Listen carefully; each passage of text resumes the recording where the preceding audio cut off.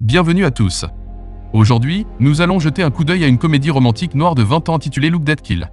La scène s'ouvre dans un centre de thérapie où un homme qui tue des médecins est assis en face d'un garçon nommé Max, dont le visage a été enveloppé de bandages. Klugman demande à Max quel est le problème. Max lui répond que les gens meurent mystérieusement lorsqu'il regarde son visage. Il raconte ensuite les détails et fait un flashback sur l'époque de sa naissance, où un médecin, ainsi que d'autres membres du personnel présents au moment de l'accouchement, se sont évanouis et sont morts juste après avoir regardé son visage.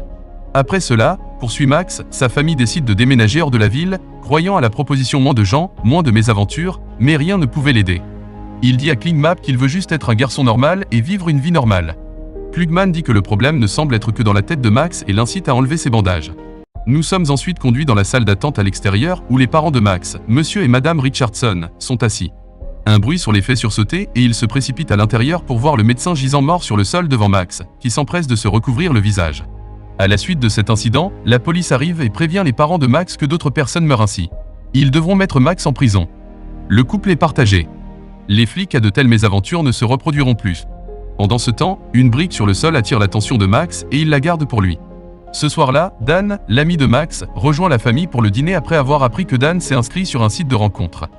Les parents de Max lui suggèrent de faire de même afin qu'il puisse se lier d'amitié avec davantage de personnes de son âge, tandis que Dan reste seul avec Max plus tard. Max donne la brique à Dan et lui demande de le frapper au visage avec pour que son problème prenne fin. Dan refuse de le faire et lui dit qu'en raison de la Saint-Valentin, Max a de grandes chances de trouver un rendez-vous. Il devrait donc essayer. Après avoir dit cela, Dan se plonge dans son téléphone. Max essaie d'attirer son attention en tapant sur son téléphone et finit par le jeter par terre par accident. En réponse, Dan le frappe en plein visage avec la brique. Le lendemain, Madame Richardson emmène Max chez un autre thérapeute. Les personnes présentes dans la salle d'attente dévisagent Max à cause de son visage crispé. C'est Eric et sa mère, et elle dit immédiatement à Max de cacher son visage avec le magazine. Max se rend au porte-magazine mais le trouve vide. Une fille appelée Alex y est vue en train de jouer à des jeux vidéo. Alex donne à Max son magazine, et les deux ont une brève conversation avant que Max ne soit appelé chez le médecin. Plus tard, à la maison, Madame Richardson passe un appel pour se plaindre du mauvais fonctionnement du système de chauffage de son salon. Mais dès que la personne à l'autre bout apprend qu'elle est la mère de Max, elle raccroche. Dan rend ensuite visite à Max et lui dit qu'il a un rendez-vous pour lui. Max semble réticent à y aller puis tombe par terre en stressant. Dan lui assure que tout ira bien et l'emmène dans un restaurant où il lui présente une fille appelée Erika.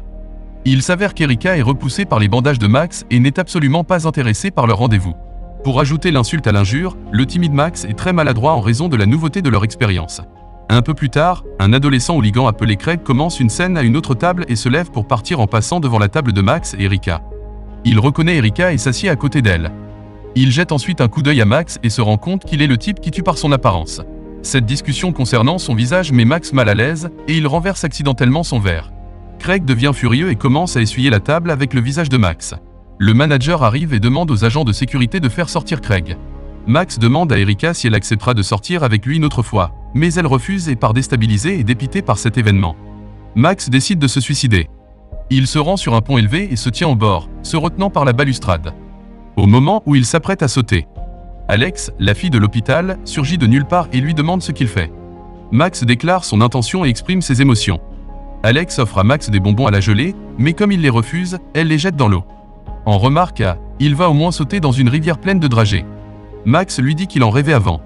Les deux hommes discutent un moment et Max décide de ne pas sauter. Après cela, Alex emmène Max avec elle dans une maison de retraite. Elle lui présente un couple de femmes âgées, Esther et Rosemary. Ils s'assoient tous à une table où les femmes partagent leurs expériences de vie et disent aux adolescents que leur vie est beaucoup plus facile que celle des autres. Alex raccompagne ensuite Max chez lui. Max demande s'ils peuvent se rencontrer le lendemain, mais Alex s'excuse de lui avoir donné une mauvaise impression et refuse de le rencontrer le lendemain.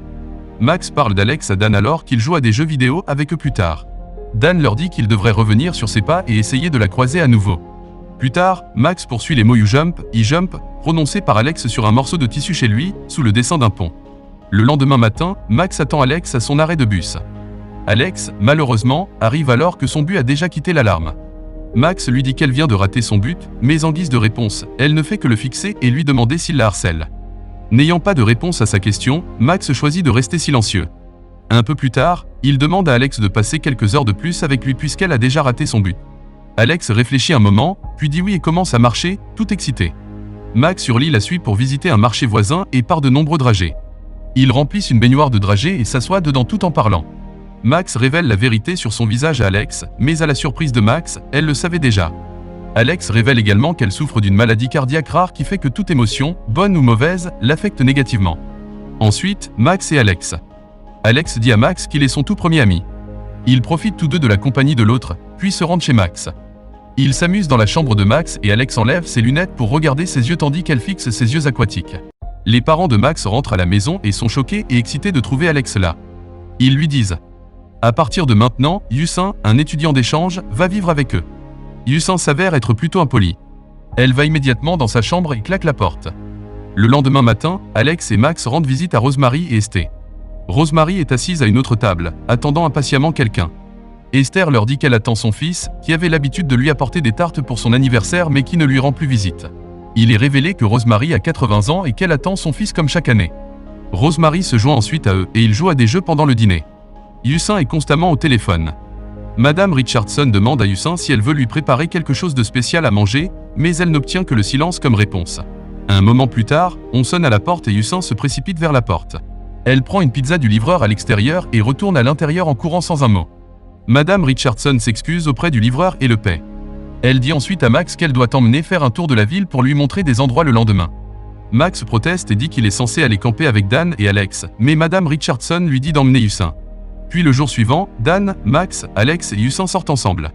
Yusin part de l'aventure toute seule. Alex casse une brindille et se blesse au passage. Max coupe un morceau des bandages qui lui entourent le visage et panse sa blessure. Alex le remercie et se détourne. Elle remarque que son moniteur cardiaque électronique a depuis rétrogradé, ce qui pour elle est une mauvaise nouvelle la nuit. Pendant le camping, Alex dit à Max qu'elle aimerait pouvoir voir son visage. Max tire les draps sur eux et dit à Alex de fermer les yeux. Comme elle le fait, il déballe son visage et enroule les bandages autour de ses yeux. Il la laisse ensuite toucher son visage avec ses mains et dans la chaleur du moment, Alex dépose un baiser sur les lèvres de Max et sort immédiatement et se couche pour dormir alors qu'on entend son cœur battre violemment contre sa poitrine. Plus tard, Dan et Max sortent un arbre de Noël de la maison de Max et le déposent dehors. Dan a des échardes dans les mains, il est donc emmené d'urgence à l'hôpital. Les deux hommes y trouvent également Alex avec sa mère. Dan les arrête et essaie de leur présenter Max et lui-même, mais Alex les évite et dit à sa mère qu'ils ne font que travailler ensemble et ne passent pas beaucoup de temps ensemble. Plus tard, Alex et Max se retrouvent dehors au bord de la route. Max lui demande pourquoi elle a dit cela à sa mère, ce à quoi elle répond que sa mère n'aime pas l'idée qu'elle ait des amis car les sentiments sont mauvais pour elle. Les deux femmes se rendent ensuite à la maison de retraite. Esther les salue, mais Rosemary ne semble pas être là. Il demande des nouvelles de Rosemary en disant qu'ils lui ont apporté des tartes. Mais Esther révèle que l'état de santé de Rosemary s'est aggravé. Elle emmène les adolescents chez Rosemary, qui est maintenant alitée et dans une situation critique. Cette situation bouleverse Max et Alex. Max et Alex partagent leurs problèmes avec les gens qui les traitent bizarrement à cause de leurs conditions rares. Alex exhorte Max à montrer son visage à Rosemary pour qu'elle puisse mourir en paix. Max se dispute, disant qu'il ne veut pas faire cela, mais à la fin il accepte de le faire avec un cœur lourd. Rosemary reprend conscience lorsque Max lui touche la main. Max lui demande si elle veut dormir. Rosemary cligne des yeux, indiquant une réponse affirmative. Ainsi, Max a déballé son visage. Rosemary le regarde et meurt. Ensuite, on nous montre Max assis avec sa mère à une table pendant que son père travaille sur un nouveau jeu qui l'obsède. Yusin entre dans la maison et monte à l'étage sans un mot. Madame Richardson tente de lui demander comment elle va, mais en guise de réponse, Yusin ne fait que donner un coup de pied grossier à son sac dans l'escalier. Madame Richardson demande à Max comment vont les choses entre lui et Alex. Il lui dit qu'Alex a cessé de répondre à ses SMS. Il est donc confus. Madame Richardson se plaint ensuite de la nouvelle obsession de Monsieur Richardson, qu'elle trouve déplaisante, ce à quoi le père répond qu'il n'y a rien de mal à vouloir profiter de son temps libre. Max, déjà stressé, hurle après ses parents de toujours se disputer et s'en va. Le lendemain, Dan et Max se retrouvent dans un restaurant. Dan dit à Max d'inviter Alex à une soirée dansante dans une école, mais Max semble réticent. Dan envoie un SMS à Alex au nom de Max et l'invite à la soirée dansante. Alex commence à taper, mais ne donne ensuite aucune réponse. Plus tard, Max se rend chez Alex pour la voir. Il remarque que son moniteur cardiaque est rougeoyant, ce qui indique que son cœur a grossi à cause des sentiments. Les deux hommes finissent par se disputer. Max dit à Alex qu'elle a eu tort de ne pas lui dire ce qui lui arrive, mais Alex affirme qu'il n'y a pas de solution rapide à son problème et qu'elle ne peut pas vivre comme une prisonnière. Alex dit ensuite à Max qu'on lui a prescrit des médicaments puissants qui empêcheront son état de s'aggraver, et elle dit qu'elle veut aller au bal avec Max. Ensuite, on nous montre Max tout habillé pour le bal. Il descend les escaliers sans ses bandages, mais ses parents couvrent immédiatement les yeux d'Alex et le renvoient à l'intérieur. Il s'excuse et se précipite à l'intérieur pour chercher les bandages. Il revient un instant plus tard après les avoir mis et s'approche d'Alex.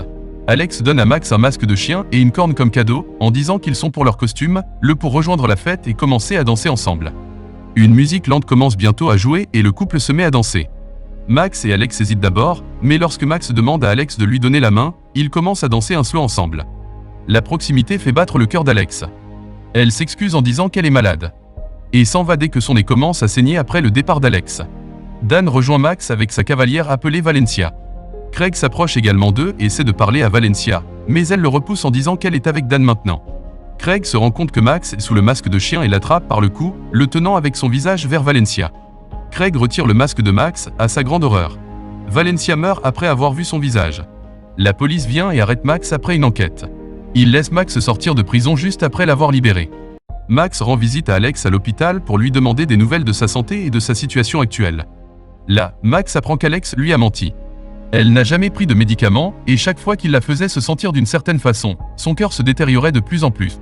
Alex dit à Max que son espérance de vie n'était que de 16 ans parce qu'elle évitait les sentiments et les amis. Elle a pu vivre jusqu'à 17 ans, mais elle se sent vide. Max, dit-elle, était la seule étape importante de sa vie. La seule personne dont elle a jamais apprécié la compagnie. Elle dit qu'elle ne peut pas aller mieux et exprime son souhait de voir le visage de Max. Mais il refuse catégoriquement, disant que ce n'est pas facile de regarder quelqu'un mourir et que sa mort le hantera constamment à l'avenir. Il lui dit qu'il ne peut pas exaucer son souhait et part chez lui. La mère de Max est inquiète à la maison et les parents inquiets sont montrés en train de parler à la police au téléphone, demandant où est leur fils puisqu'ils n'ont pas eu de nouvelles depuis qu'il a été arrêté.